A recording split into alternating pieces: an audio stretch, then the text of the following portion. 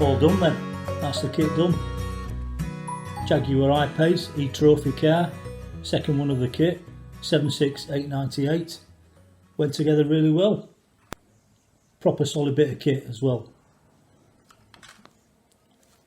I don't like the stickers, I've got to admit, you know, the blue on blue, and they don't match, they're not the same blue, so they do stand out a bit, just for the sake of a little bit of black line and on some of them.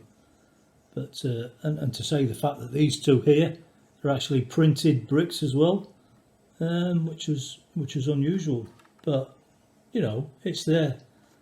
And the front and back ends, I think they look really good.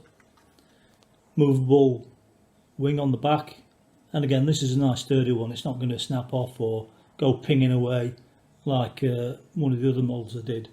I like the lights at the back, and yeah, good model, good set with the other one.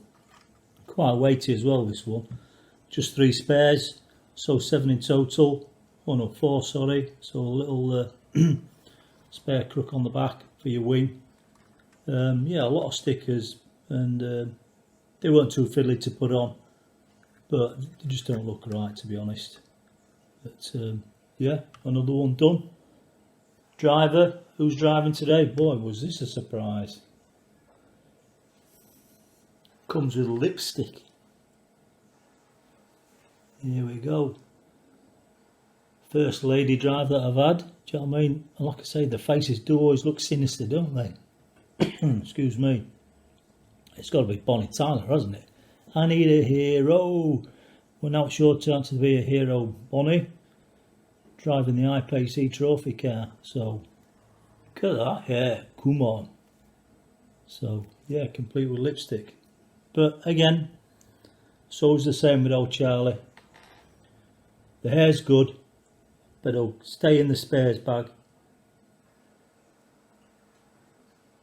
She can have her helmet on, ready for racing.